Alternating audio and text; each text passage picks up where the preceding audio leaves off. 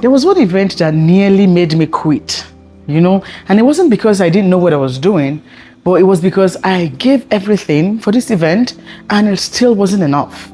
I thought I was just doing my job, but that job nearly broke me.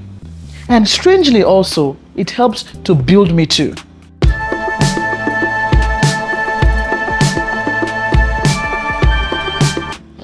Welcome back. This is day 17 of the 20 days of Event Pro Real Talk. Today we are going behind the scenes. We're talking about the real emotional, mental, and the business roller coasters of building a brand from scratch, especially in the events and creative industry. Today's topic, we're going to be talking about that one job, the one job that didn't just drain your time or money, but also drains you. As a solopreneur, and of course, as a one-man business owner, there's something, actually as an entrepreneur generally, there's something soul crushing about when you give your all, when you give your 100% and you still feel like it wasn't enough, right? It's not just about a failed event or just maybe an angry client. No, it's way deeper than that. It is when your identity feels like it is under attack. I remember I had this event where I gave everything. I was doing vendor runs by myself.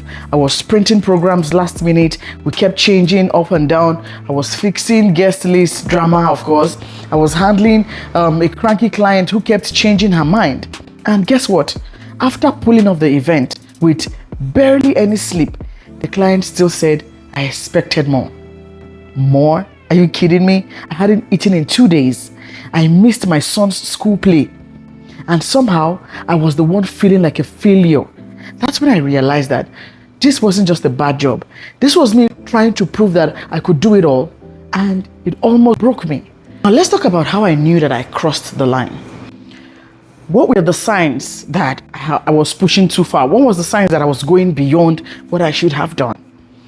First, I was snapping at everyone, my loved ones, over little things.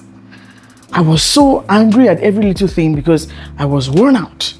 My body felt tensed for days after the event. I kept replaying what went wrong. Even though it was over, I kept thinking, what actually went wrong? I sincerely, I felt ashamed for overcaring. I went above. I went way more than I should have, just because I thought, oh, these people, I just was showing so much love. And then at the end of the day, I still got a slap in my face. I started questioning myself if all of this was even necessary. The one that hurt me the most was because I am actually very good at this. I am very great at this job. But when you're burned out and emotionally exhausted, you forget your own value. You forget how good you are. You forget what stood you out, why you even started in the first place. You see, that experience taught me that, one, not every client is your client. Not every client that comes to you is your client. Trust me. I know as someone who's just starting out, you need clients and you want to take on every job that you get because you want to show yourself, you want to show your skill, you want to show how good you are.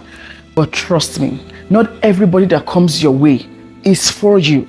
We need to learn how to understand that and know that and be able to identify your ideal clients, be able to identify your ideal customers, not the ones that are going to throw you into the pit, right? And another thing I'm going to say is your price must include your peace, please. This experience I had taught me that your price must include your peace. Why do I say that? You must be able to price what will make you smile at the end of the day, even though that, you still get a slap in the face. At least the money in your bank will be making you smile, regardless, right? Your price must include your peace. Another thing that this experience taught me was that you need to have clear contracts and timelines. Now, there were so many details that I missed out when I was agreeing with this client. I didn't have all my things put together. I didn't have my systems. I was just working out of, based on just in the air. I didn't have systems. I didn't have a process, which is not good for us as which is not good for business generally.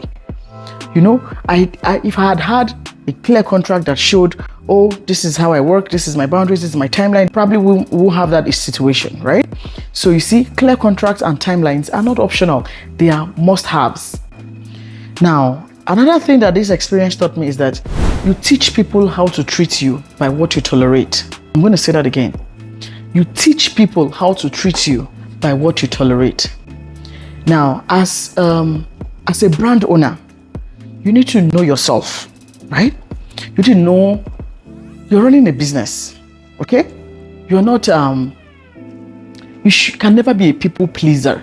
You cannot be a people pleaser unless you want people to sweep you back and forth. You need to have the skills of a leader. You need to have the CEO skills. Please, if you start a business owner, there are some characteristics that are expected of you to have, right? You need to have them. Now, there are so many things that you cannot tolerate. There are so many things that you can't be seen doing as a business owner, as an entrepreneur. If you put yourself on the floor, people will step on you. I'm not saying be proud. I'm not saying have ego. No, I'm saying know yourself, know your worth. Present yourself properly. Always present yourself well. Come out well. Come out like you know what you're doing. See, if you put yourself anyhow, people will treat you anyhow. I'm saying this very passionately because it burnt me. It burnt me. And of course, I don't want you to repeat the same mistakes that I have made. That's why we're having all of this series, right? So from that experience, I now require signed agreements before starting. I have my contracts, I have my agreements.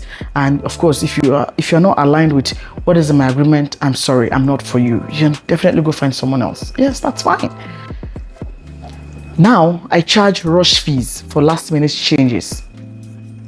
Please, if we have finished aligning everything and it's not the night of the event that you now want to come and start changing things that are unchangeable, or things that are very maybe decisions that we've made in a long time and they're set to things that are already supposed to work out itself, and we start changing things, that means reworking everything. I'm sorry, I'm going to charge you for that, right?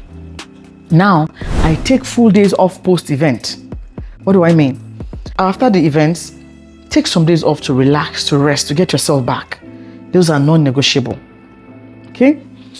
Now, I say no when my God says, don't take that job. I feel like it's the Holy Spirit. The Spirit of God tells me, don't take that job. See, I've not listened to my God so many times. I've not listened to the Spirit of God in me so many times. And every single time that I don't listen, I get burnt. So many clients will come to you very friendly and very nice and kind. And then when you now see the real them, you're not like, what? Right? So I say no now when my God tells me to say no. I don't take that job at all. Because see, you're running a business to have sanity. You're not running a business because you want to go crazy. So you see, you can love what you do and you are still able to say no, right? You can be passionate and you still need boundaries. So that's my own. I've said my own. So you see, after that event, I sat down and I created real systems, not just hustling up and down. No, I wrote my client onboarding process from scratch. I created checklists. I created a red flag checklist for calls, for discovery calls. When the first time I'm speaking with my clients, I know the things that are red flags that from there I will say, sorry, I'm not for you, right? My rate cards, I edited my rate cards and made sure that all the things are aligned. Everything that I wanted to show in my rate card was there, right? So you see, from that experience, I didn't just recover, I rebuilt how I run my business. And of course, it has kept me sane since then. If you've ever felt like a job almost broke you, not because you didn't love what you were doing, but because you were loving too much or you loved too much, you're not alone. I've been there. Right? The passion that we start this business with, it makes us, do things that we shouldn't probably do. But the business should not be run emotionally. We're not in business to be emotional. No, it's strategy. It's realistic and be straightforward. Know what you're doing. Do the right things. Take the right steps. I'll stop here. I'll see you tomorrow for the day 18. Bye.